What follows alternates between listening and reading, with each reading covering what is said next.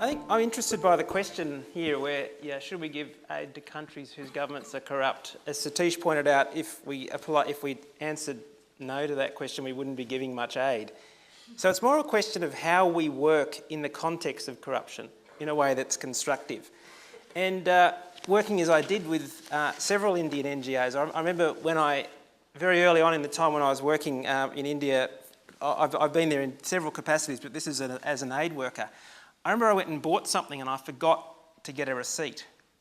I went and when I was asked to sort of like account for the money, the finance guy just sort of shook his head as though, this was sort of like, what are we going to do about this? And I remember I had to go to the chief executive or the head, the kind of the director of the organisation to explain how I had failed to get a receipt for probably an expense of $50.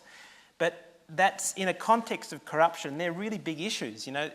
There's a worrying aspect to all that. I remember, even getting an advance to do any work, it was like you were being, grilled, like you were, sort of being treated as a criminal for taking the money.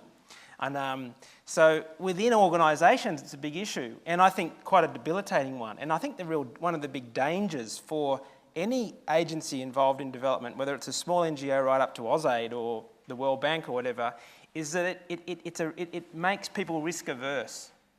One of the things about development is it's dealing with really complicated issues where often challenging people who are powerful.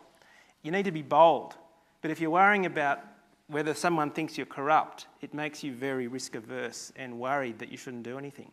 I was involved with an NGO that tried to, a national NGO that tried to sort of decentralise its work, but they found it didn't operate very successfully because when they empowered guys down the tree, they didn't want to do anything with the money because they might be seen to have been corrupt. So it's a really big problem within development agencies, and as they move out into the community, of course, it's a really big issue. I can remember dealing with an Indian official who was wanting a bribe, and I thought, well, I'll ask his name. He said, "I am Mr. Happy.